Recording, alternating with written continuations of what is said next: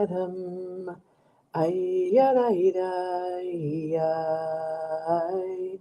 Ay, ay, ay, ay, ay, ay, dam. Yadai, yadai, dai, dai, dai, dam. Yai, yai, dai, dai, dai, yadai, dai, dai, dai. Ay, ay, ay, ay, ay. Ay, ay, ay. Yai, dai, dai, dai, dam. Yada, dai, dai, dai, dai, dai, dai, dam. Yai, yai, yada, dai, yada, dai, dai, dai, dam. Yai, da, dai, dai, yai. Ay, ay, ay. Yai, dai, dai, dai, dam. Yababai, yada, dai, dai, dai, dai. Yada, dai, dai, dai, dai, dai, dai, dam. Boker Tov, good morning. Not sure what happened this morning um, with the recording, but here I am at 8:21, a different time, but still the same me, still the same teaching, still the same.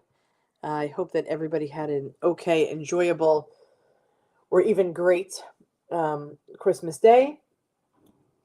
Maybe you ate Chinese, maybe you went to the movies, maybe you went to family, friends, maybe you celebrated or you didn't celebrate, but it's another day, another opportunity to just marvel in miracles of tradition and things that go on. Some people just put the Yule log on, and I don't know. That's something that I've never done. But there are people that just want to look at their TV with the log burning, listening to some tunes. Wherever you are, whatever you've done, wherever you want to be, let's be here together. And so it's been a few days, mostly because my schedule's been a little bit hairy. But I wanted to make sure that we get in our teaching of this week's Parsha. So I did it a little bit differently. It's not separated into three parts because that goes over the 3 days. But hopefully this will give us a clear picture of what's going on in Parshat Vayigash. It says, and Judah drew near, and having courage to speak from the heart. So Vayigash elav Yehuda, and Judah drew near to him. The Torah could have said Judah spoke, right? Instead it said, and Judah drew near to him. It could have said Judah pleaded. Instead it tells us something far more intimate. Judah drew near. This is not just physical movement of moving together.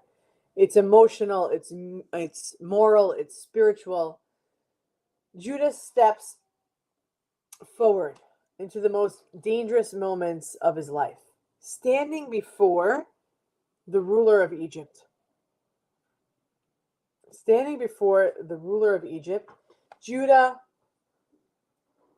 is unaware that this man is Joseph, the brother, the very brother that they betrayed years earlier. How could you not know your brother? What happens next is one of the most human, fragile, and redemptive moments in all of Torah. Judah doesn't argue the law. He doesn't defend his past behavior. He doesn't minimize harm. Instead, he tells a story. He speaks about their father's love, about Benjamin's place in Jacob's soul, about the grief that would break him if the youngest son were taken. And then Judah does something very extraordinary and says, now therefore, please let your servant remain instead of the boy. For how can I go back to my father if the boy is not with me? Judah offers himself. This is the moment the entire Joseph narrative has been waiting for. Because this is not really about Benjamin. It's about whether these brothers are still capable of sacrificing one sibling for their own safety, or whether they've changed. And they have. Judah's transformation is spiritual, and it is the center of this portion of Torah, this section of Torah, Vayigash. It is the spiritual center. This is the same Judah who once said, "What profit is there if we kill our brother?" The same Judah who suggested selling Joseph and walking away. Now he stands ready to lose his freedom rather than cause his father more pain.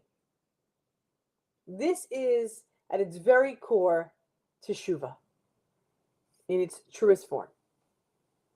Not an apology, but a changed behavior. Not regret, but responsibility. The rabbis teach that real repentance occurs when we face the same situation again and make a different choice. And Judah passes the test. And that right there is when Joseph breaks. Joseph could not restrain himself, and he cried aloud. The Torah tells us that Joseph weeps so loudly that all of Egypt hears him. This isn't quite reconciliation. This is years of grief, of longing, of restraint, and love finally released. Joseph reveals himself with one trembling sentence. Ani Yosef. I am Joseph. Is my father still alive? Not, why did you do this to me? How could you? But is my father still alive? Joseph too has changed. Power has not hardened him. Suffering has not erased his compassion. He chooses relationship over revenge. And what happens next is one of Torah's most radical theological statements. Joseph says to his brothers, "Do not be distressed. It was not you who sent me here, but God." This is not denial of harm. It is meaning made after pain, not instead of it. Joseph does not say what happened was good. He says it was redeemed. That distinction matters. Joseph doesn't say what happened was good. He says it was redeemed. Judaism does not glorify suffering ever. It sanctifies survival.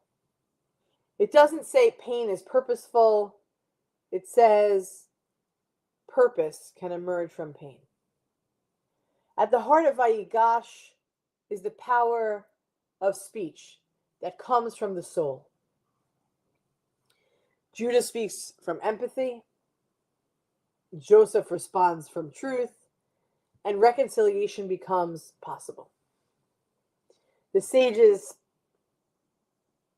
who always say it best, teach that the temple was destroyed because of baseless hatred. Sinat chinam. Baseless hatred. But it will be rebuilt through speech rooted in responsibility and compassion. Judah doesn't shout. Joseph doesn't dominate. They meet each other in a place of vulnerability. This is what it means to draw near. To meet in a place of vulnerability. And maybe that is the invitation of Vayigash for us, especially now. When we live in this world of raised voices, of hardened positions, a time when people speak about one another rather than to another, a time when power is often mistaken for truth, Vayigash reminds us that healing begins when someone is brave enough to step forward and say, I will not let someone else be harmed.